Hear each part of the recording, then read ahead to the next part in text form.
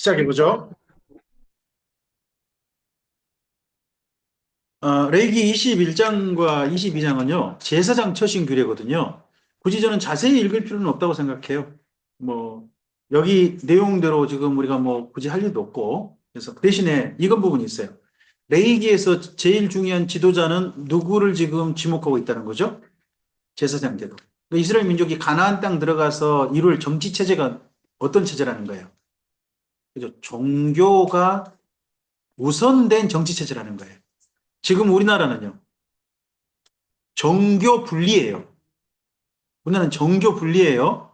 우리나라가 추구하는 체제하고 현 헌법에서 뭐 정리하고 있는 것과 성경에서 말하고 있는 체제는 전혀 달라요. 전혀 다릅니다. 그러니까 성경에 있는 체제하고 우리나라 체제를 동일시해버리면 좀 곤란한 부분들이 많습니다. 이런 부분들은 좀 함께 보시면 될 것 같습니다. 뭐 제사장이 몸을 어떻게 관리해야 될지, 또 결혼을 어떻게 해야 될지, 또 임직 자격은 어떨지 그런 것도 나옵니다. 여기 있다 보면 이때는요 몸에 장애가 있는 분은 아론 가문이라 할지라도 제사장이 될 수 없어요. 그런 내용도 있어요. 그런 내용도 있기도 합니다. 그다음에 재물 관리 부분들은 뭐 앞서서 이미 나왔던 내용이고 하니까 읽어보시면 될 것 같습니다. 레위기 23장을 가보시죠. 레위기 23장은 절기입니다. 이스라엘 민족의 절기입니다. 어, 절기의 첫 번째 절기가요. 안식일이라는데 좀 관심 있게 보셔야 될 것 같습니다. 첫 번째 절기가 안식일이에요. 23장 보시죠. 여호와께서 모세에게 말씀하여 이르시되 이스라엘 자손에게 말하여 이르라 이것이 나의 절기들이니 너희가 성회로 공포할 여호와의 절기들이니라 하시고 난 다음에 엿새 동안은 일할 것이요 일곱째 날은 쉴 안식일이니 성회의 날이라 너희는 아무 일도 하지 말라 이는 너희의 거주하는 각지에서 지킬 여호와의 안식일이랍니다. 안식일의 특성을 몇 가지 규정한 내용이 나옵니다. 가장 먼저 안식일 그러면 출애굽기 20장에 나오는 안식일 겁니다. 그리고 두 번째 이제 출애굽기 나오는 안식이 나오고 그다음에 두 번째 안식이 있다면 어디가 나오냐 그러면 신명기 5장 있죠. 신명기 5장에 나오는 또 그다음 또 안식일 규정이 있습니다. 그리고 난 다음에 여기 안식일인데 자 출애굽기에 나오는 안식일은 어디에 근거합니까? 어디를 기준해서 안식일을 지키라고 하는 겁니까? 하나님의 창조입니다. 하나님의 창조에 근거해서 안식일을 지키라는 겁니다. 그리고 신명기 5장에 나오는 안식일은 뭐에 근거해서 안식일을 지키라고 하는 겁니까? 네, 맞습니다. 출애굽입니다. 출애굽 정신에 의해서 안식일을 지키라고 하는 겁니다. 오늘 여기 23장에서의 안식일은 뭐에 근거한 겁니까? 절기라는 겁니다. 절기라는 겁니다. 그럼 절기는 어떤 것이 기본이 돼야 됩니까? 즐거움입니다. 그러니까 안식일은 앞서서 이제 뭐 자유, 쉼, 뭐 그리고 그런 것도 다 포함되겠습니다만 또한 이스라엘 민족이 어떤 날이길 바라신 겁니까? 즐거운 날이래. 그럼 우리가 주일을 뭐 성수한다는 표현은 저는 성경에 없으니까. 하지만 우리 교회가 주일을 구별해서 주님 앞에 드리지 않습니까? 모든 날들이 하나님의 주일이기도 하지만, 근데 주일을 하나님께 드릴 때에, 함께 모일 때에, 저는 세 가지 정신이 있었으면 좋겠습니다. 첫째는 쉼입니다, 쉼. 쉼. 그게 어디죠? 쉬라. 하는 내용이 출애굽기 안식일입니다. 쉬어라. 그리고 나만 쉬어서는 안 된다. 나만 쉬어서 안 된다. 다른 사람들도 쉬게 해줘라. 하는 정신이 어디예요? 그게 출애굽이에요, 출애굽. 출애굽. 그게 어디예요? 신명기. 신명기 정신이에요. 그리고 또한, 함께 즐거워하자, 기뻐하자는 겁니다. 그럼 교회가 주일날 있지 않습니까? 주일날 성도들이 쉬고, 다른 이웃들도 쉬고, 또 성도들이 함께 모여서 즐거운 시간을 가지고, 이런 부분들이 필요하다고 좀 봅니다. 어떻습니까? 주일날 함께 성도들이 모여서 만나면 서로 즐거운 시간을 갖습니까? 아니면 즐거우시죠? 네, 잘하시고 계신 겁니다. 그 다음에 주일날 어제 쉬십니까? 아니면 일하고 가십니까?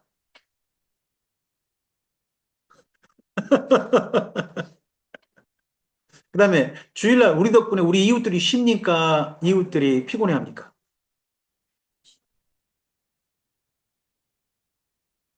나름 이제 생각해 볼 만한 부분이란 겁니다. 이제 그 안식일 정신에 근거해서 세 개를 좀 말씀드린 겁니다. 자, 그 다음 또 가봅시다. 4절입니다. 이는 너희가 그 정한 때에 성회로 공포할 여호와의 집. 이때는 또 뭐가 됩니까? 성회. 거룩한 모임이란 거죠. 첫째 달 열 나흔 날 저녁은 여호와의 유월절입니다. 이날 15째 날은 여호와의 무교절이니 이래 동안 너희는 무교병을 먹을 것이고 그 첫째 날은 너희가 성회로 모이고 아무 노동도 하지 말며 너희는 이래 동안 여호와께 화제로 드릴 것이요 일곱째 날에도 성회로 모이고 아무 노동도 하지 말라고 합니다. 첫 번째 절기가 뭔가요? 유월절이죠. 이 유월절 절기가 지금 현재 우리 교회 절기로는 뭐하고 좀 비슷합니까? 비슷한 시간. 부활절이죠. 고난주간 부활절이 6월절 이전, 6월절 그때 정도의 시간이 고난주간이죠. 그렇죠? 그리고 6월절 안식 후 첫날이 뭐예요? 부활절이잖아요. 아, 우리 부활절이잖아요. 그래서 고난주간하고 부활절이 여기 첫 번째 6월절과 좀 적어도 시간상으로는 관련이 있습니다. 그 다음에 9절입니다. 여호와께서 모세에게 말씀하여 이르시되 이스라엘 자손에게 말하 이르라 너희는 내가 너희에게 주는 땅에 들어가서 너희의 곡물을 거둘 때에 너희의 곡물의 첫 이삭 한 단을 제사장이 가져갈 것이요 제사장은 그 너희를 위하여 그 단을 여호와 앞에 기쁘게 받으심이 되도록 흔들되 안식일 이튿날에 흔들 거라고 합니다. 이걸 보고 우리 초실절이라고 합니다. 처음에 첫 이삭을 가지고 첫 이삭을 한 단, 그것도 한 단입니다. 한 단. 이 한 단이 한 달 월급입니까? 아니면 혹시 여러 단 중에 하나입니까? 근데 이 한 단을 기어이 한 달 월급이라고 이제 우리가 좀 많이 읽으셨던 것 같습니다. 언제부터 이렇게 읽었죠? 나도 언젠가 그렇게 강조를 했던 것 같은데. 좀 뭔가 좀 잘못 읽은 게 좀 제호 성경에 있더라고요. 어? 그리고 너희가 그 단을 흔드는 날에 1년 되고 흠없는 순양을 여호와께 번제로 드리고 그 소재로는 기름 섞은 고운 가루 10분의 2 에바를 여호와께 드려 화제로 삼아 향기로운 냄새가 되도록 하고 전제로는 포도주 4분의 1 흰을 쓸 것이라 합니다. 성경 읽다 보면 전제라는 말이 가끔씩 나옵니다. 나중에 사도 바울도 자신이 전제처럼 부은 바 됐다라고 표현하죠. 전제는 뭡니까? 액체로 부어드린 제사입니다. 액체로 부어드린 제사. 가루를 드린 제사가 뭡니까? 소제죠. 불태워지는 제사를 뭐라고 해요? 화제. 네. 높이 들어 올린 제사를요. 거제. 흔드는 걸 보고요. 예. 흔들면 춤추는 기사가 일어나나요? 혹시나 그 높이 든 것 중에 사람을 든 거 기억나십니까? 성경에서. 사람을 들어 흔들어 버린 게 있는데.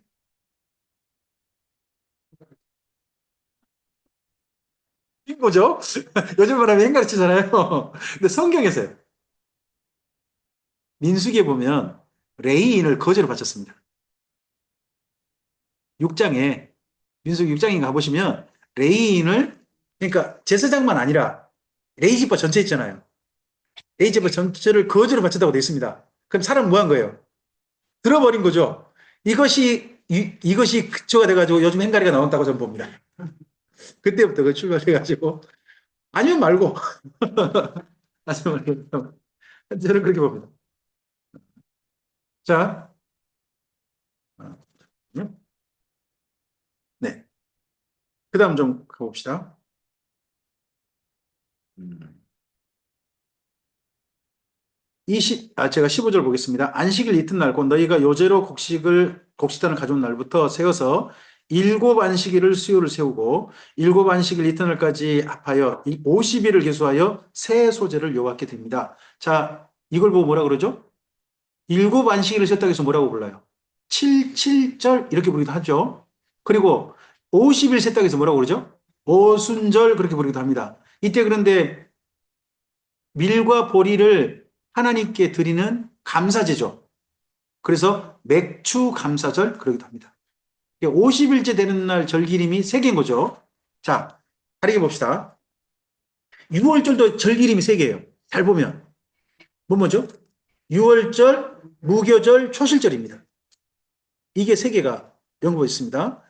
그리고 또 중간에 있는 오순절도 세 개인 겁니다. 뭐라고요?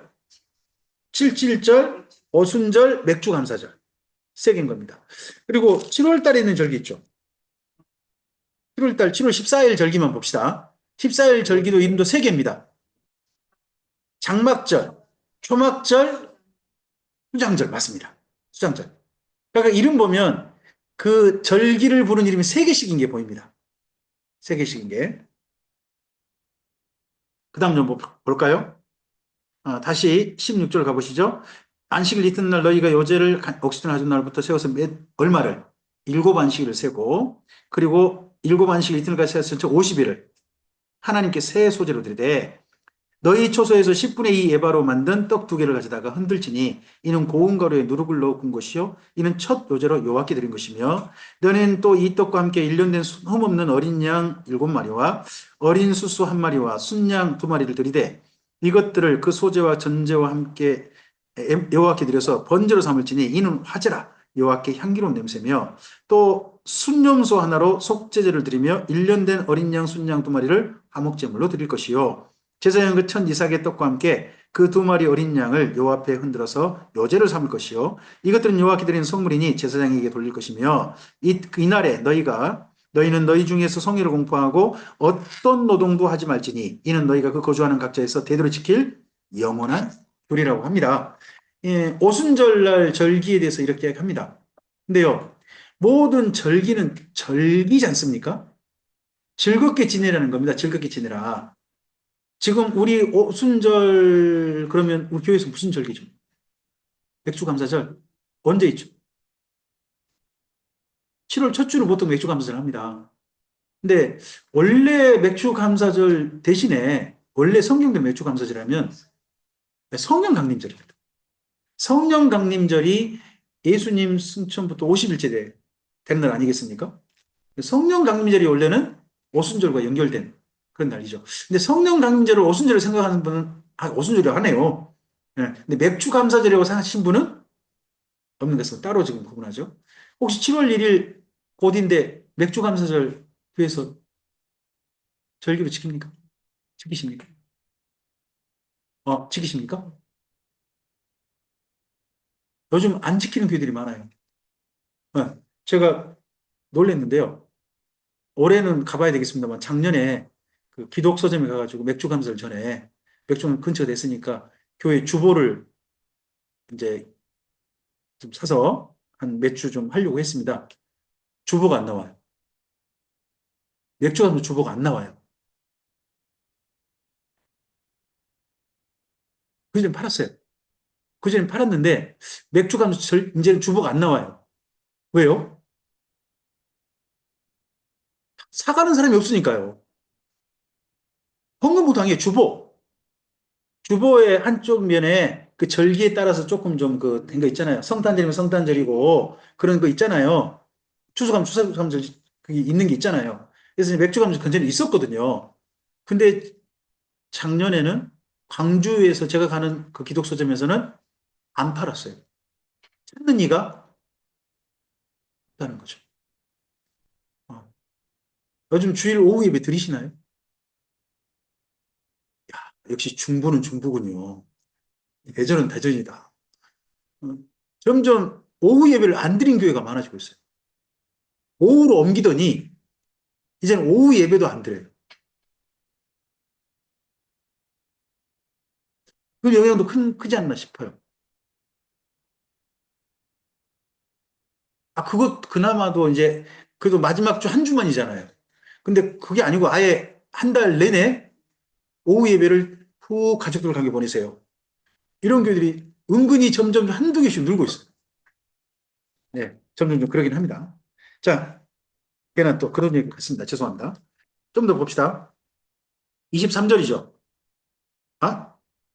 22절인가요? 22절. 너희 땅에 곡물을 멜 때에 밥 모퉁이까지 다 베지 말며 떨어진 것을 줍지 말고 그것을 가난한 자와 거류민을 위하여 남기더라. 나는 너희 하나님 여호와니라.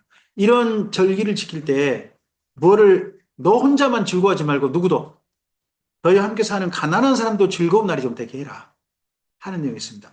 그래서 저는 교회가 요즘 그런 거 하는 거 가끔씩 봅니다. 그 절기 때요. 교회 헌금을 모아가지고 그 절기 헌금을 이후 구제 헌금을 이런 데 쓰는 교회들이 있는 걸로 알고 있습니다. 저는 아주 잘하는 거라고 생각합니다. 이런 정신 살리는. 23절입니다. 여호와께서 모세에게 말씀하여 이르시되 이스라엘 자손에게 말하여 이르라. 일곱째 달 그 달 첫째 날은 너희에게 쉬는 날이 될지니 이는 나팔을 불어 기념할 날이요 성이라 어떤 노동을 하지 말고 여호와께 화제로 드릴지니라. 7월에는요, 절기가 3개가 있죠. 7월 1일을 뭐라고 불러요? 네. 나팔절 부르고요. 7월 10일을요, 대속제일 부릅니다. 그리고 7월 14일을요, 초막절, 장막절, 수장절. 그렇게 부르는 절기가 3개가 연거푸 있습니다. 그래서 23절부터 25절은 7월 1일 나팔절이고, 그리고 26절부터 32절은 대속제일 절기입니다. 대속제일 절기. 그리고 33절부터 초막절 절기입니다.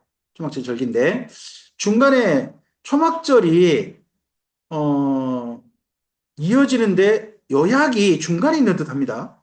37절, 38절 한번 주목해 보시겠습니까?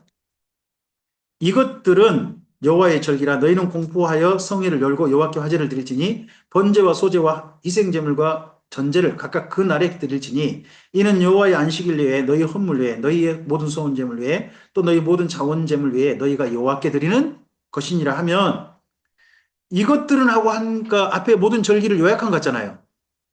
맞죠? 그런데 거기 39절 보시겠습니까?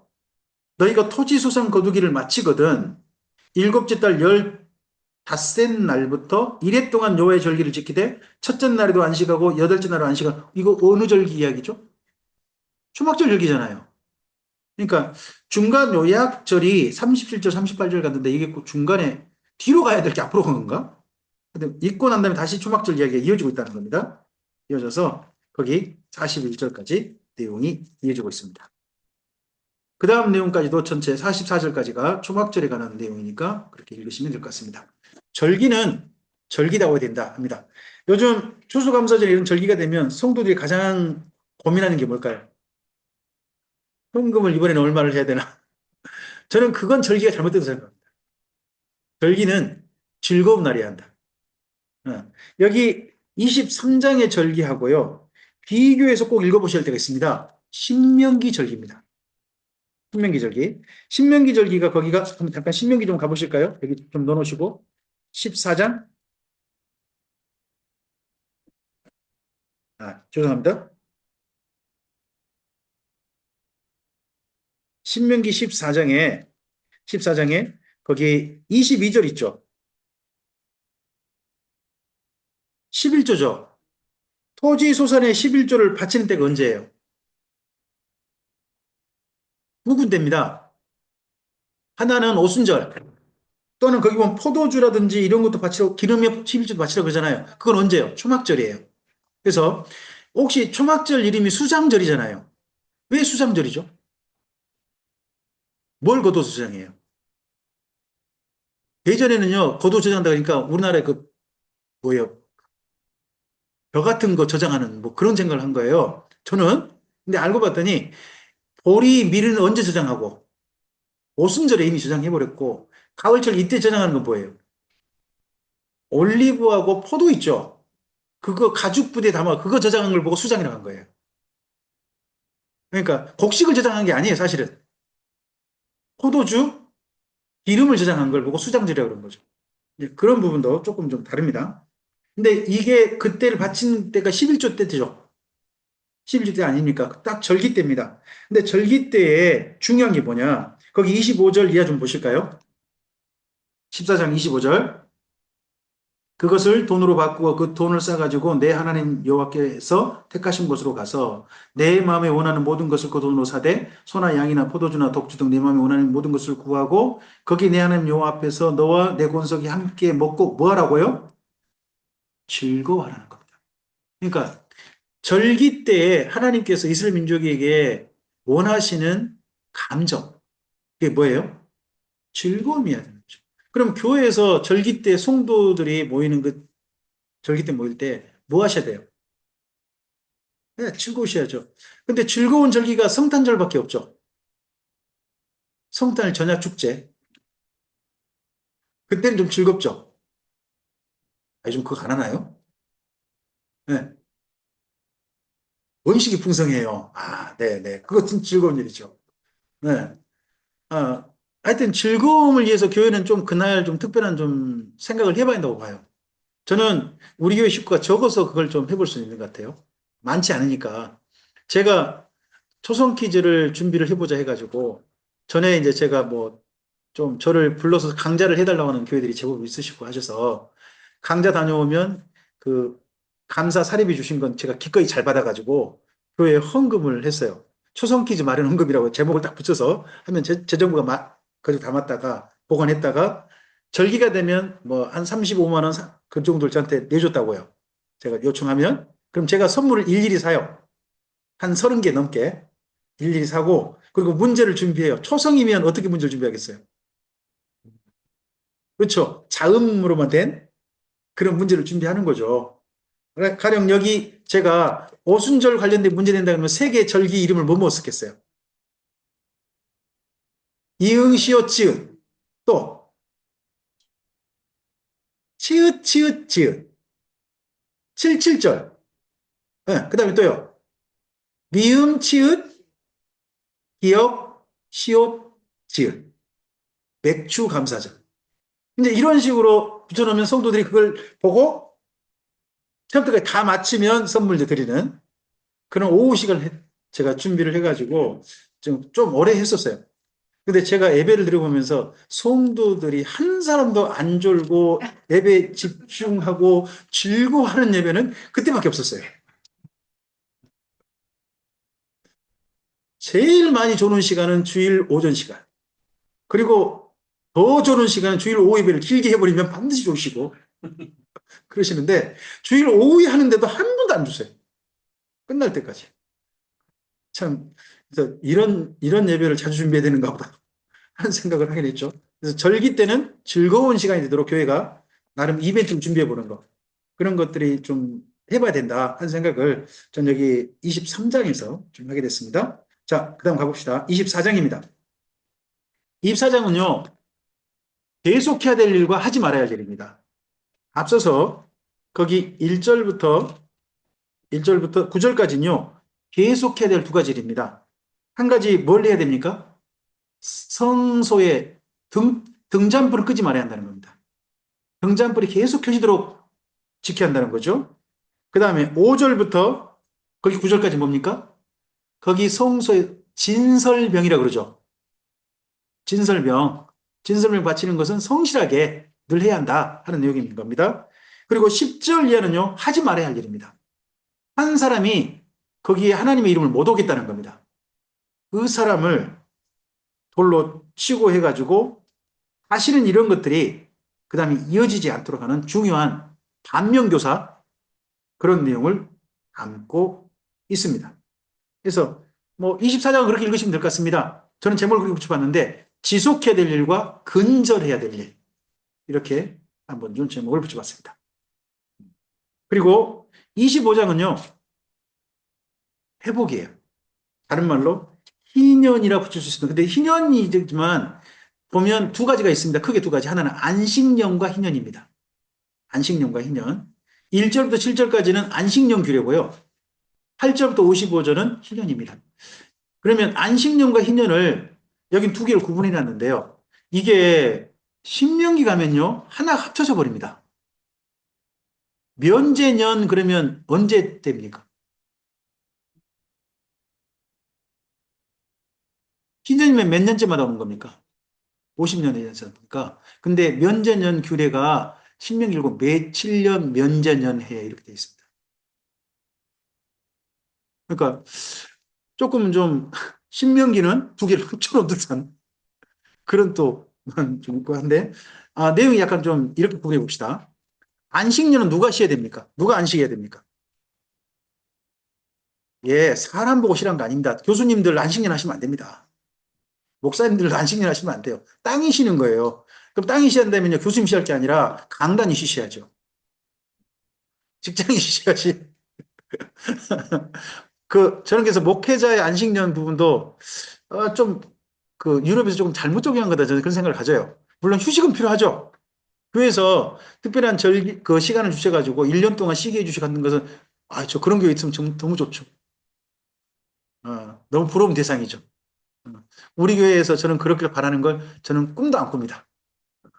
일할 수 있게 해주신 것마다 감사한데. 근데 안식년은 여기 보면 뭘 쉬냐? 땅을 쉬는 겁니다. 그럼 희년은 누굴 대상으로 합니까? 희년은 사람입니다.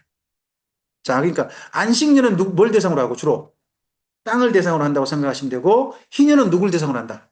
사람을 대상으로 한다 생각을 가지시고 보시면 될 것 같습니다. 그러니까 땅도 휴식이 필요하고 힘이 필요하고 그리고 사람도요. 회복의 기회가 필요하다는 겁니다. 요즘 사람들에 대한 회복의 기회가 필요하다는 것이 그 우리나라 법 같은 데 많이 만들어졌죠. 그 스스로는 도저히 일어날 수 없는 사람들이 아, 약간의 책임을 가지게 하되 무게를 덜어주는 법이 있죠. 파산이라고. 개인 파산이라는 회생, 그 다음에 파산 해성지도 있지 않습니까? 그게 뭡니까? 혼자는 짊어지기 어려우니까 약간 짐을 좀 덜어주고 대신에 무책임하게 하면 안 된다는 거죠. 자기 수 일어서는 또 그 다음 노력은 해야 된다 하는 거 아니지 않습니까? 여기 희년이 그렇습니다. 희년도. 예. 어떻게 보면 다시 시작할 수 있는 기회를 준다는 거죠. 성경 속의 이 정신이 국가의 법으로 이렇게 실현될 때는 참 감사한 일인 것 같습니다. 이런 정신이. 기독교 정신이죠. 저는 그게 개인 파산의 파산 회성제도의 일부 기여한 게 저는 이 희년제도로 생각합니다. 예. 이런 부분들은 거룩한 영향력으로 이 땅 가운데 많이 있으면 좋죠. 자, 여기까지 하면 1장부터 25장 한번 정리 한번 해봅시다. 1장부터 10장이 어떤 내용이었습니까? 하나님께 대한 제사였습니다. 사랑법. 하나님을 향한 사랑법 뭘로 표현됩니까? 제사로 표현됩니다. 거기 아짜 없습니다. 저를 보셔야 됩니다. 지금 거기 파워포인트 보자는 이야기 아닙니다. 잠깐 여기까지 내용을 한번 정리 쭉 해보는 겁니다. 1장, 10장은 뭐라고요? 하나님에 대한 사랑은 뭐라고요? 제사로 표현된다는 겁니다. 그럼 우린 지금 제사 아니죠? 지금 우리는요? 예배입니다. 근데 예배를 하나님께 드리는 공예배만 아니라 무슨 예배까지? 삶의 예배까지 포함을 해야 될 것입니다. 그 예배로 하나님을 사랑하는 것이고 그리고 그 다음 우리 사랑의 영역을 누구를 대상으로 해야 됩니까? 가족입니다. 내 가족을 사랑하는 것이 모든 사람 사랑이 우선인 걸 보셨으면 좋겠습니다. 가족 사랑입니다. 좀 그래서 가족을 자꾸 등한시하는 교회 적용 문제 있다고 생각합니다. 하나님 사랑과 가족 사랑 그 부분이 부딪힌 경우가 있습니다. 예수님이 이런 얘기 하셨습니다. 혹시 예수님께서 고르반이라는 이야기를 하신 거 기억나십니까? 고르반? 그 고르반 이야기를 하실 때 어떤 경우가 잘못됐다고 예수님이 지적하신 겁니까? 부모님께 해야 될 마땅한 어떻게 보면 부모님을 돌봐드려야 될 비용을 누구한테 바쳐버린 거예요? 돌봐이라는 말이 뭔 말이죠? 예물이란 뜻이죠, 예물. 예물. 다른 말 아니에요. 예물. 하나님께 예물을 바쳤다. 뭐를? 부모님께 할 거를. 이러면 잘했다고 박수 쳐줄까요? 손가락질 해야 될까요? 여쭤볼게요. 우리나라 교회에서 그런 분이 있다 그러면 손가락질 하실 거예요? 존경하실 거예요?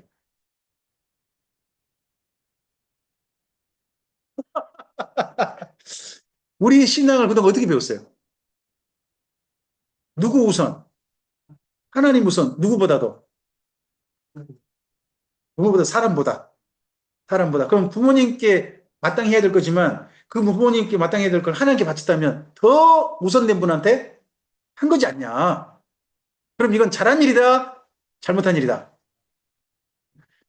하는 식으로 우리는 많이 배웠단 말이에요. 근데 그렇게 한 사람이 누굴까요? 예수님 때 바리새인들이 있다는 거예요. 바리새인들이 그런 식으로 성경의 제도를 이용해 먹었다는 거예요. 그랬는데 그 사람들은 더 심각한 게 뭐냐? 자, 하나님께 바쳤으면 하나님께 바친 걸 그냥 둬야 되죠. 그런데요. 구약의 그 애물 제도에 뭐가 있냐 그러면 이거 취소 제도가 있어요. 취소 제도가 있어요. 이걸 바치고 난 다음에 취소할게요. 하는 거예요. 그럼 어떻게 될까요? 다 주지 않아요. 그 중에 뭐는 빼고 5분의 1은 빼고 나머지만 돌려주는 거예요.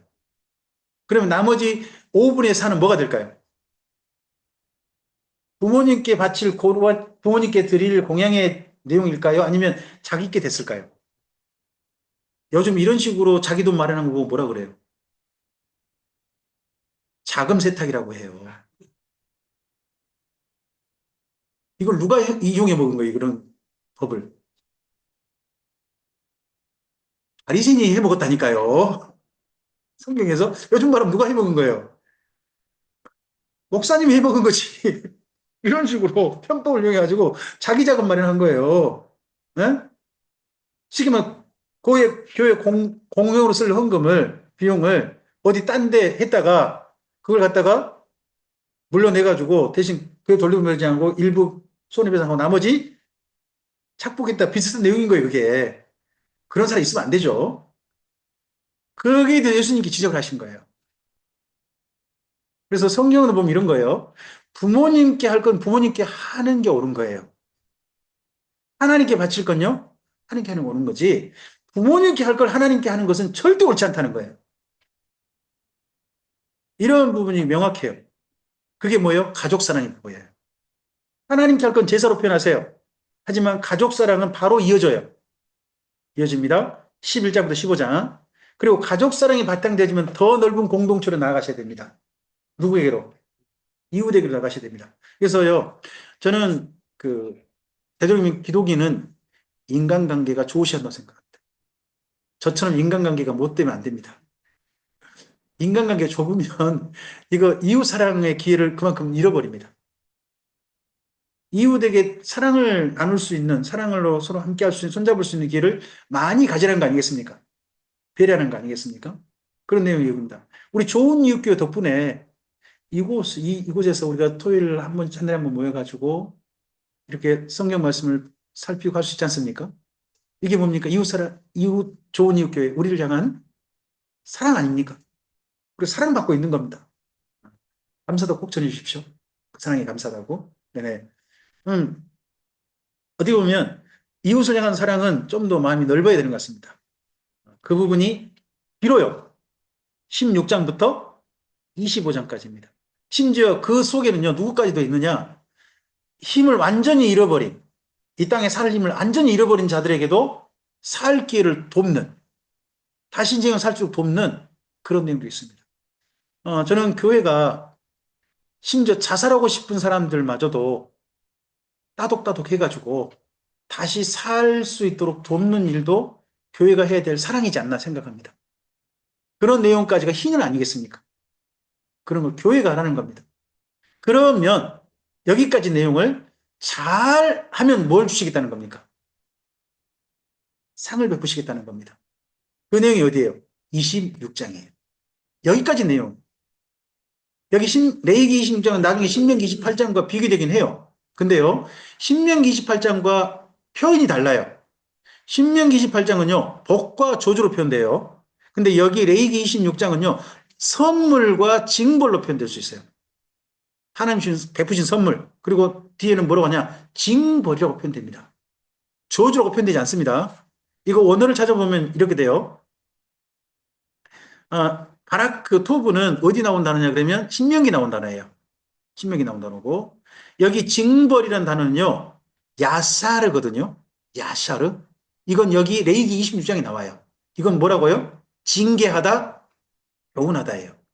근데 신명기 28장에 나오는 저주 있잖아요. 그 표현은 아라르예요. 이건 하나님께 못 오게 금지하다예요. 원래 구약 성경에 저주하다는 표현은 두 개가 있거든요. 크게 이 아라르가 있고 또 하나가 칼날이라는 단어가 있어요. 칼날. 우리말 어금하고 똑같아요. 칼날 그럼 뭔 생각이 드세요? 베이겠다. 칼날은 그 상대편을 보통 칼날은 뭐냐? 누군가 상대편이 나쁜 일이 있길 바래가지고 퍼붓는 악담 이런 거 있잖아요. 그걸 보고 저주하다고 표현해요. 이게 칼날이거든요. 칼날. 근데 하나님께서 아예 못 오시게 금지하다 그러면 그걸 보고 아라르라 그래요. 그래서 아라르라는 이 저주를 할 수 있는 분은 누구밖에 없어요? 하나님밖에 없어요. 그러면 사람들이 할 수 있는 저주는 뭐예요? 칼날이에요, 칼날. 칼날을 날리는 거죠. 이거 무협지가 떠오르지 않습니까? 그게 저주입니다, 저주. 칼날을 날려버리는 거. 네. 그런 건데, 여기 레이기에서는 맨 마지막 징벌, 그때만 저주에 해당하고 나머지는 야사르입니다. 벌을 내리신 이유가 뭐예요? 돌이키라는 겁니다. 네 번의 기회를 더 줍니다. 그래도 안 돌이킨다면 저주하겠다는 그런 내용으로 되어 있는 것이 여기 레위기 26장입니다. 레위기 26장을 좀 가보실까요?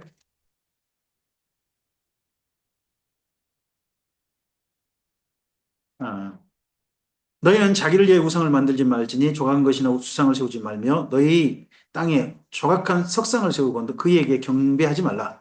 나는 너희 하나님 여호와임이라. 너희는 내 안식을 지키며 내 성소를 경외하라. 나는 여호와이니라.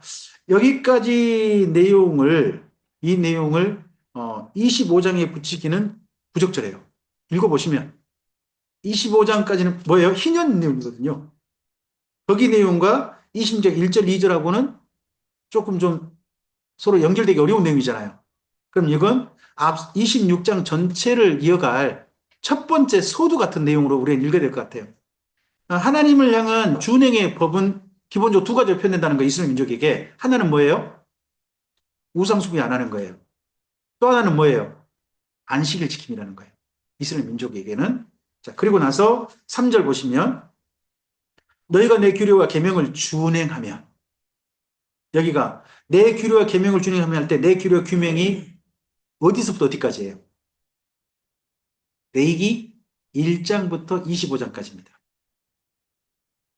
레위기 1장부터 25장까지 그걸 준행하면 내가 너희에게 가장 먼저 첫 번째 주시는 게 뭡니까? 제때 비를 주시는 겁니다. 이른 비와 늦은 비를 제때 주시는 겁니다. 이른 비와 늦은 비를 제때 주시면 뭐가 이루어질까요? 농사가 이루어집니다. 농사가 됩니다. 그러면 농사가 되어지면 경제적인 풍요가 이루어지는 거죠. 음. 그러면 그 다음은 그 다음으로 나갈 수 있습니다. 그리고 6절 보시면 농사가 이루어지고 난 다음에 두 번째 주신 선물이 뭡니까? 내가 그 땅에 뭐를 주실 것이다? 평화를 주실 것입니다. 이 평화라는 것이 조금 더 범위를 좁히면 뭐가 됩니까?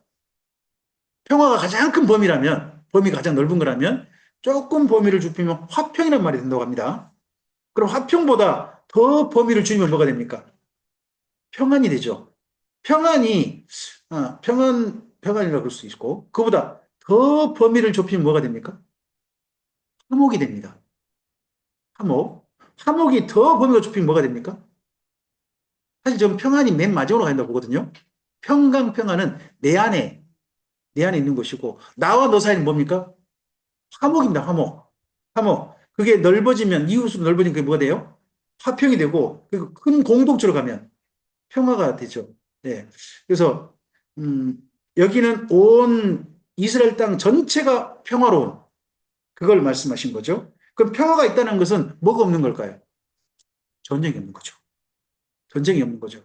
우리 대한민국 땅에 지금 6.25 이후 지금까지 작은 국지전은 있을지언정 전체적인 전반적인 전쟁은 없잖아요.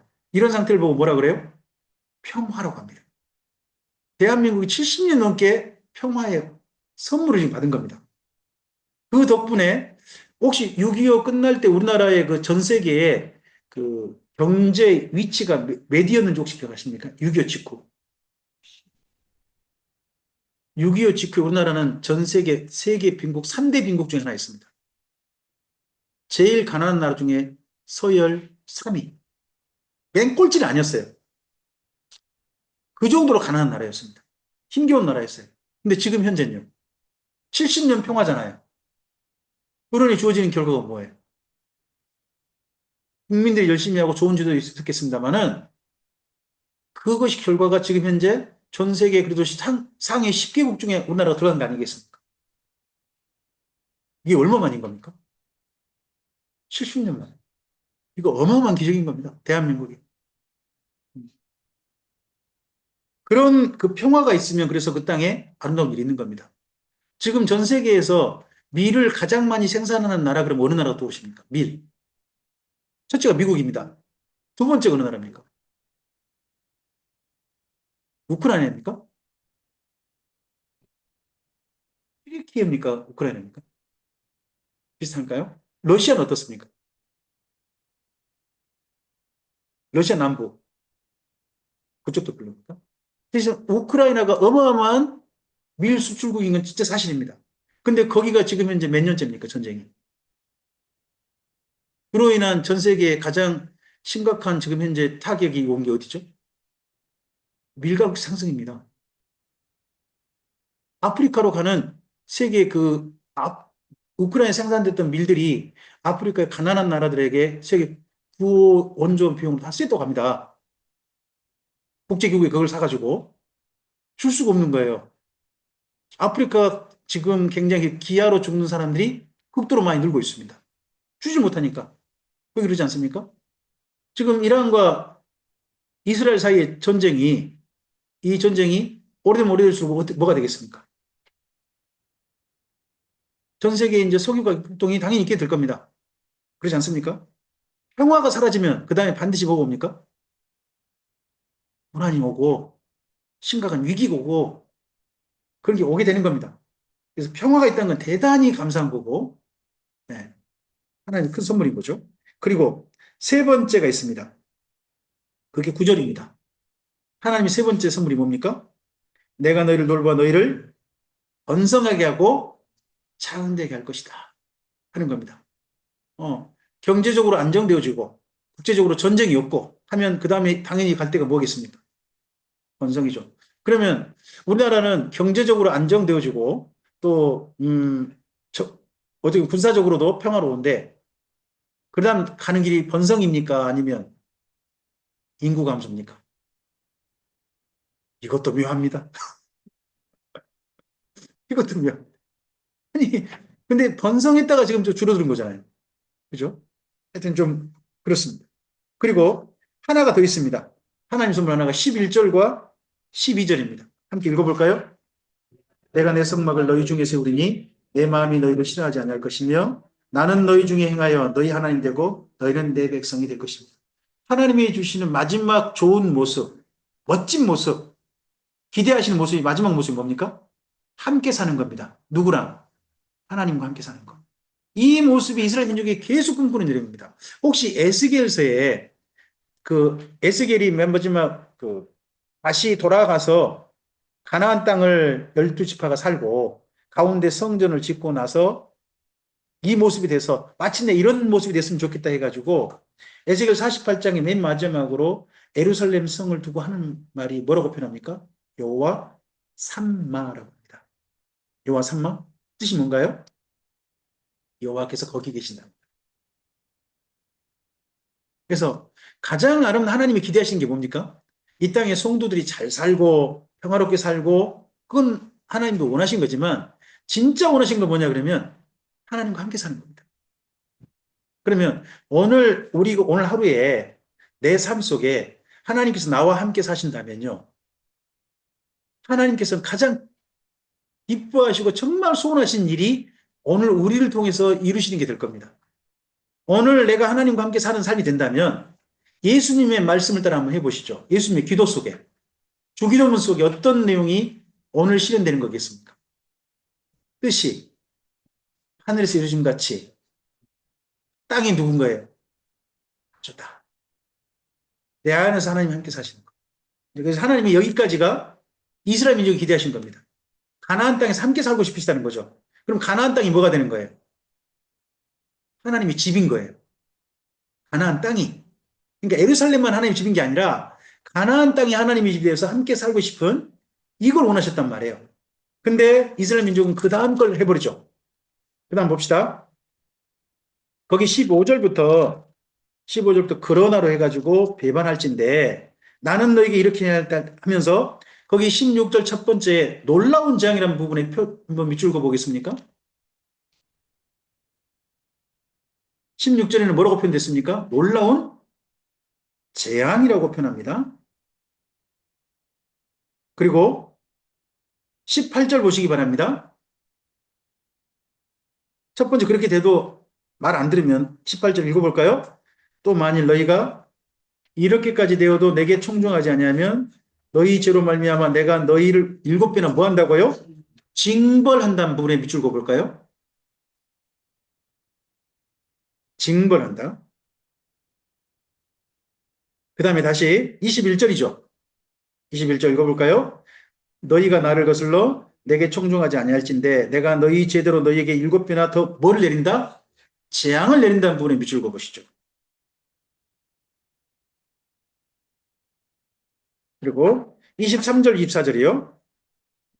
이런 일을 당하여도 너희가 내게로 돌아오지 아니하고 내게 대항할진대 나하고 나도 너희를 대항하여 너희 죄로 말하면 너희를 뭐한다고 일곱 번이나 이번에 뭐 하겠다고요?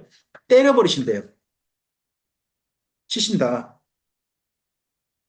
라고 표현합니다. 그리고 27절, 27절 읽어볼까요? 너희가 이같이 될지라도 내게 충성하지 아니하고 곧 내게 대항할진대 내가 진노로 너희에게 대항하되 너희 죄로 말미암아 일곱 배나 더 징벌한다라고 합니다. 거기에 두 군데 밑줄을 그어보셔야 되겠죠? 이때 진노가 하나님 처음 등장한 진노. 그 다음에 또 뭐 한다고요? 징벌하신다. 근데 여전히 징벌이라고 표현된다는 거에 좀 주의해 보셔야 됩니다. 여기 레이기하고 26장하고 신명기 28장이 비교되는데요. 신명기 28장에는요, 저주 후에 회복이 없어요. 근데 레이기 26장은요, 여기가 지금 27절 이하가 마지막 하나님의 징벌이시거든요. 재앙이거든요. 그러고 난 다음에 34절 이하가 있어요. 34절 이하. 34절부터, 네, 거기 36절까지 함께 읽어볼까요? 너희가 원수의 땅에 살 동안에 너희 본토가 항무할 것이므로 땅이 안식을 누릴 것이라. 그때 땅이 안식을 누리니 너희가 그 땅에 거주하는 동안 너희가 안식할 때에 땅은 쉬지 못하였으나 그 땅이 항무할 동안에는 쉬게 되리라. 너희 어떤 자에게는 남은 자에게는 그 원수들의 땅에서 내가 그들의 마음을 약하게 하리니 그들이 바람에 밀린 잎사귀에 놀라 도망하기를 칼에 피하여 도망하다 할 것이요 쫓는 자도 없어서 엎드러질 것이다. 이런 시간이 몇 년이 가는 거예요. 나중에 70년 가는 거죠. 근데 이때 이스라엘 민족을 보고 뭐라고 표현해요? 남은 자라고 표현하죠. 밑줄 그어 주시는 게 좋아요. 남은 자. 그리고 거기 39절도 또 이스라엘 민족을 뭐라고 부릅니까? 너희 남은 자가 라고 표현하죠. 근데 이 남은 자들이 어떻게 되길 원하느냐? 이 70년 동안 괴롭힌다고 할 건데 낮아지고 낮아질 것인데 기대하시는 게 40절 이하예요. 40절 이하. 하나님이 기대시죠? 읽어볼까요? 그들이 나를 거스린 잘못으로 자기 죄악과 그들의 조상들의 죄악을 자복하고 또 그들이 내게 대항함으로 나도 그들에게 대항하여 내가 그들의 원수의 땅으로 끌어갔으면 뭐하고? 깨닫고의 밑줄 그어볼까요? 깨닫고 그 할례 받지 아니한 그들의 마음이 뭐해져서 낮아져서의 밑줄도 그어보시죠. 그들의 죄악과 형벌을 어떻게 받으면 거기 기쁘게 받으면 또 밑줄 그어보죠.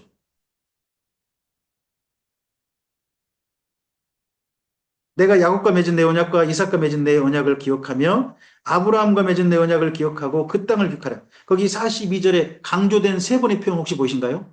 기억하고 기억하고 기억하리라. 누가? 하나님께서. 이스라엘 민족 기억하신다는 게 아니에요. 누가 기억하시겠다. 근데 조건절이 있어요. 어디까지예요? 40절부터 41절이 조건절이에요. 조건절. 43절입니다. 그들이 내 법도를 싫어하며 내 규례를 멸시하였으므로 그 땅을 떠나서 사람이 없을 때에 그 땅은 황폐하여 안식을 누릴 것이요 그들은 자기 죄악의 형벌을 어떻게 받으리라? 이 형벌을 기쁘게 받는 몇몇 사람이 있었던 거죠. 그들이 결국 진정한 남은 자가 됩니다. 성경 읽다 보면 독특한 게 보입니다. 하나님께서 이스라엘 민족을 가나안 땅으로 들이실 때 데리고 나가실 때 몇 명입니까? 60만 3,550명 아닙니까? 남자만, 군대만 그것도. 들어갈 때 몇 명입니까? 그 다음 세대 60만 1,730명입니다. 1,730명이에요. 그 숫자가 그 땅에서 몇 년을 삽니까? 800년 삽니다. 800년 살아서 하나님께서 그나마 너희 좋은 무화과, 너희는 그래도 좋은 무화과다. 강주에 담아가지고 이들을 가나안 땅에서 바벨론 땅으로 데려갑니다. 데려갈 때 그들의 숫자가 몇 명입니까?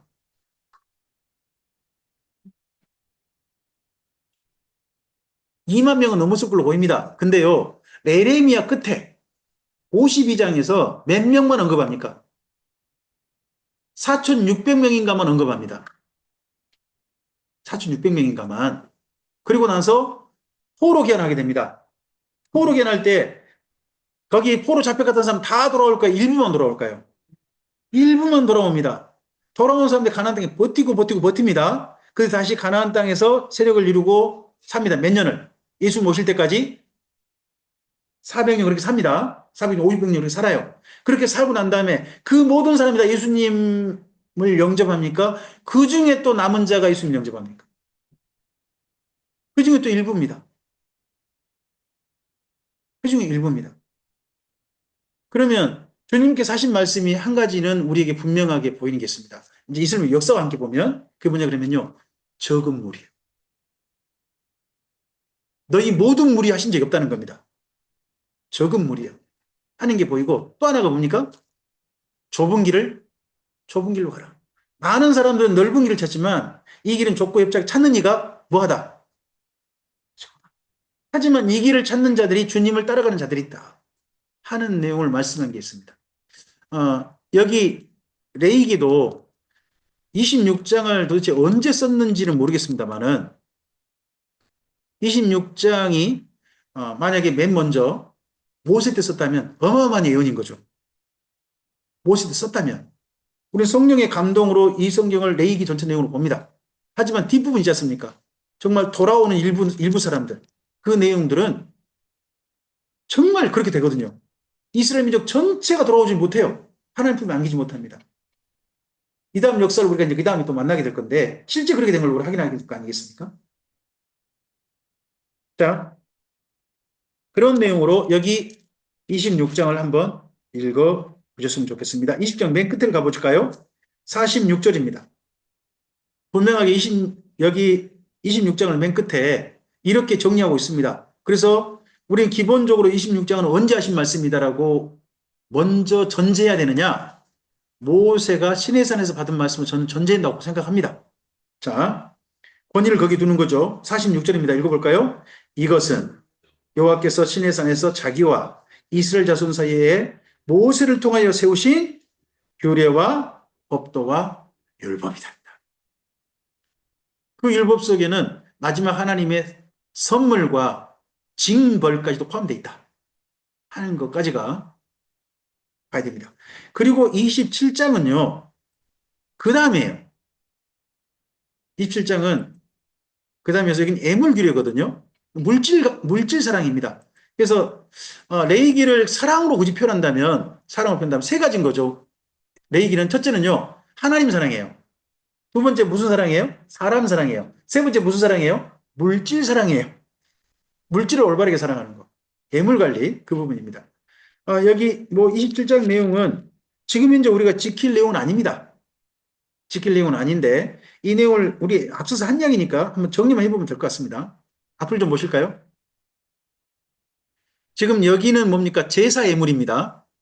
그래서 중요한 게 뭐냐? 재물이란 겁니다. 재물이 있으려면 뭐가 필요합니까? 제단이 필요합니다. 제단이 필요합니다. 그래서 지금도 가끔씩 가다가 요즘은 그런 기도 안 하시는데 오늘 제단에 올려드린 이런 표현을 쓰신 분도 있어요. 여러분 교회는 제단이 없습니다. 그건 조금은 좀 구약 성경에 답습하는 거고 현재는 제단이 없다는 겁니다. 번제단도 없고 향단도 없습니다. 원래는. 그리고 이때 전체적인 예물은 재물이라고 하지 않습니다. 뭐라고 합니까? 재물이 포함된 그 넓은 범위를 예물이라고 합니다. 예물. 지금도 뭐라고 합니까? 예물이라고 합니다. 단 예물 속에는 뭐가 제외된 겁니까? 재물은 제외되어 있습니다. 재물은 제외된 겁니다. 그리고 연보는요. 구약 성경부터 이미 있습니다. 존재합니다. 근데 연보가 좀 더 강조된 시대가 어느 시대인 거예요? 예수님 이후가 되는 겁니다. 그리고 우리는 제사 안에 있지 않고 예배 가운데 있다 하는 것도 생각해 볼 거고, 그리고 우리는 하나님께 드리는 예물은 이제는 죽이는 제물 아니죠. 내 자신이 산 제사로 드리자고 하지 않습니까? 구약 성경 다 무슨 제사죠? 죽여서 바친 제사잖아요. 근데 신약의 우리 제사는 지금 우리가 바칠 어떻게 보면 제사라면 제물이란 뭘 바치는 거예요? 내 자신을 하나님께 바치는 거죠. 내 자신의 삶을 살아있는 채로 그렇게 바치는 것을 여기 말하고 있다는 겁니다. 뭐 27장에서는 뭐 11조라든지 예물에 관한 내용입니다만은 부칙이라는 걸 기억했으면 좋겠습니다. 자, 여기와 관련해서 한 개 좀 봅시다. 마태복음을 좀 가보실까요? 마태복음 6장을 가보시죠. 우리 좀 익숙한 표현 한번 좀 기억해 봅시다.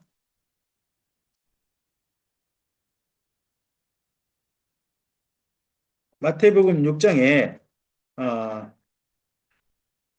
이 표현 아시죠? 19절 가보실까요? 19절부터 21절입니다. 읽어볼까요? 함께요. 너희를 위하여 보물을 땅에 쌓아두지 말라. 거기는 종과 동록이 해하며 도둑이 구멍을 뚫고 도둑질하느니라. 오직 너희를 위하여 보물을 하늘에 쌓아두라. 거기는 좀이나 동록이 하지 못하며 도둑이 구멍을 뚫지도 못하고 도둑질도 못하느니라. 내 보물이 있는 그곳에는 내 마음도 있다고 하셨습니다. 자, 여기에 내 보물을 어디에 쌓아두라? 이 보물이 뭐예요? 이 보물을 저는 계속해서 우리 성도님들도 그렇게 가르쳤습니다. 주님 앞에 우리 마음과 온 정성을 다 가득 담은 예물을 하나님께 올려드립시다. 그 예물을 바치면 그 예물이 어디에 쌓입니다? 하늘에 쌓입니다. 선배님들께 배운 대로 제가 열심히 이렇게 가르쳤고, 저는 실제 그렇게 믿었습니다. 그렇게 믿었는데, 여기 비교되는 말씀 있는 거 아시죠? 두 군데를 보시긴 해야 되는데, 먼저 한 군데 봅시다. 거기 써놓으실까요? 누가복음 혹시 써놓으셨나요? 누가복음 12장 33절과 34절 써놓으셨나요? 네, 한번 먼저 찾아보시죠. 누가복음 12장 33절과 34절. 네.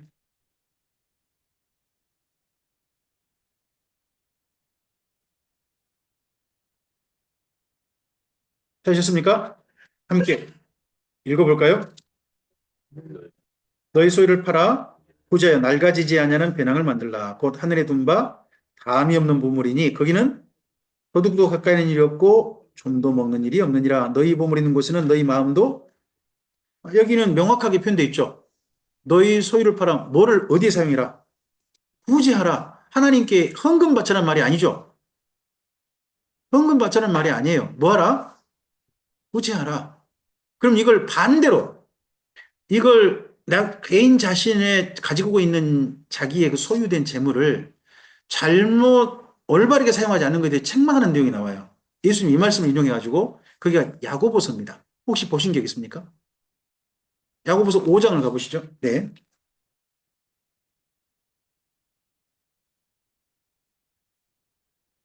야고보서 5장 1절부터 3절을 좀 보실까요?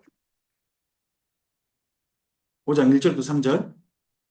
방금 저 예수님의 여기 말씀하고 반대되는 표현으로 여기 야고보가 하고 있는 게 보입니다. 읽어보죠. 들으라 부한 자들아 너희에게 이 말 고생으로 말미암아 울고 통곡하라. 너희 재물은 썩었고 너희 옷은 좀먹었고 너희 금과 은은 녹이 슬었으니 이 녹이 너희에게 증거가 되며 불같이 너희 살을 먹으리라. 너희가 말세의 재물을 여기 말씀이 어디에 대한 말씀이 반대편이에요? 너희 재물을 너희 보물을 하늘에 쌓아두라 표현할 때 그렇게 쌓아두면 거기는 좀도 먹지 않고 녹도 쓸지 않고 했던 표현이 있죠. 그 표현의 반대편이잖아요. 그러니까 여기 지금 야고보서 5장에 나오는 표현이 뭐예요? 부자들이 교회 공동체에 있는 부자들이 자기 부를 그대로 유지하기 위해서 교회 공동체에 있는 가난한 자들을 쳐다 안 보고 있다는 거죠. 계속 자기 것만 유지하려고 열심히 꼼수 부리고 있다는 이야기를 일단 이야기하고 있는 거예요. 읽다 보면 그런 내용이에요. 또 심지어 이들이 자기 재물을 유지하는 방법 중에 여기 사절이라고 하는 이들의 악행이 나와요. 보이시죠? 어떤 악행을 했는지. 이런 것들이 문제가 돼서 앞에 거기 예수님의 말씀하고 반대되는 표현으로 응용해가지고 야고보 사도가 말하고 있다 하는 게 보입니다. 여기 내는 내용들과 저는 관련해가지고 여기 레위기 27장도 보셨으면 좋겠습니다. 우리의 예물이 하나님께만 올려드리는 예물, 그것만 예물이겠냐. 저는 다른 것도 아름다운 예물이 된다고 생각합니다. 우리 이웃을 돌보는 사랑 있지 않습니까? 그런 것들이 아름다운 예물이 될 것입니다. 알게 모르게 이웃들 사랑하시면서 열심히 남편 모르게 또 사랑하는 가족 모르게 은근히 손 좀 펼치시고 그러신 일들 많으시죠, 사모님?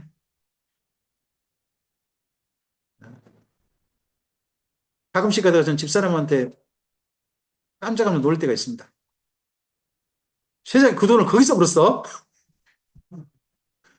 근데 너무 고마웠고 잘 써서 말은 할 수 없습니다만은, 야, 그 돈 우리 집에 있었으면 그거 그때 참, 야, 그런 생각 할 때가 있거든요. 근데 뭐 많은 분들의 눈에는 그게 보이는가 봐요. 나도 형편이 그렇지만 나보다 더 형편이 어려운 일이 눈에 보여서 그들을 향해서 기꺼이 쓰는 분들이 있더라고요. 내 그냥 곤란을 감수하고. 저는 그것이 여기 어떻게 보면 레위기 17장의 정신과 예수님 말씀하신 너희 보물을 하늘에 쌓아두라 하는 정신과 통하는 삶이지 않나 싶습니다. 이런 아름다운 삶으로 우리의 삶이 하나님과 함께 동행했으면 좋겠습니다. 레위기 10장 맨 끝에를 좀 볼까요? 이 말씀을 읽고 우리 함께 마치죠. 레위기 17장 34절입니다. 34절 네, 읽겠습니다. 이것은 여호와께서 시내산에서 이스라엘 자손을 위하여 모세에게 명령하신 계명입니다. 기도하겠습니다. 주님 감사합니다. 오늘 여기까지 레위기의 말씀을 함께 대하고 살펴보았습니다. 이렇게 살펴본 말씀이 레위기를 읽어갈 때 우리에게 좋은 내비게이션이 되게 해주시고 지도하시는 선명한 길이 되게 하옵소서. 이 길을 잘 따라가서 하나님의 말씀을 바르게 알아듣고 바르게 이해하고 바르게 깨달아서 하나님께서 기뻐하시는 삶으로 나아가는 우리의 삶이도록 도와주시옵소서. 사랑의 방법을 이렇게 하나님께서 가르쳐 주셨는데 우리들에게 안겨주시고 이스라엘 민족에게 기록하게 하셔서 지금 우리에게까지 보게 해주셨는데 이런 하나님의 사랑의 방법을 자꾸 하나님 우리 눈앞에 두지 아니하고 외면하려고 하는 혹시 우리는 아니었는지 생각해 보게 됩니다. 하나님께서 제시하신 사랑의 방법을 따라서 우리들이 사랑하는 일에 열심하는 하나님의 사랑을 따라가는 우리이도록 도우시옵소서. 그래서 주께서 기뻐하시는 주님께서 참으로 하나님의 말씀을 사랑하며 따라가는 이들을 위해서 주고 싶으셨던 때에 따른 비와 평화와 번성과 하나님께서 동거하시는 이 아름다운 선물이 우리의 삶 속에서 실제로 경험하는 오늘이 되도록 인도해 주시옵소서. 주께 부탁드리오며 예수님 이름으로 기도합니다. 아멘. 네, 다음 달 좀 안내하고 마치겠습니다. 다음 달 강좌를 할 생각입니다. 네, 오시는 분들과 함께 7월 12일입니다. 7월 12일이 7월 첫 주죠. 첫 주 지난 토요일입니다. 박 집사님께서 여기 교회에 7월 첫 주 혹시 다른 행사가 있는지 좀 알아봐 주셨으면 좋겠습니다. 없다면 또 교회에서 또 허락하신다면 7월 11일 날 모임을 진행하고자 합니다. 그리고 난 다음에 7월 13일 있지 않습니까? 7월 12일이 주일이죠. 13일부터 광주에 있는 생명나무교회 성경 강좌가 있습니다. 3박 4일 성경 강좌가 있고요. 그리고 그 다음 달 8월에는 광주에 또 제가 섬기는 찬빛교회에서 찬빛에서 성경 강좌가 있습니다. 그래서 7월에는 강좌를 하고요. 진행하고 8월에는 강좌를 쉬겠습니다. 쉬도록 할 테니까 8월에는 그 부분은 양해해 주시기 바랍니다. 그리고 9월에는 강좌를 이어가겠습니다. 그때 강좌 이어간 날짜는 또 한번 좀 상의 좀 하고 알려드리도록 하겠습니다. 네, 그리고 혹여 9월에 있는 우리나라에 좋은 절기 있는 거 아시죠? 추석이 있습니다. 추석. 네, 추석에 제가 산청에 노 목사님 도와서 사복오일 강좌 진행합니다. 혹시나 그때 추석 때 시간 되시면 산청에서 뵌다면 또 그것 또한 감사합니다. 네, 여기까지 함께 동행해 주셔서 감사합니다. 이후의 삶도 주께서 아름다운 삶을 인도해 주시기 바랍니다. 감사합니다.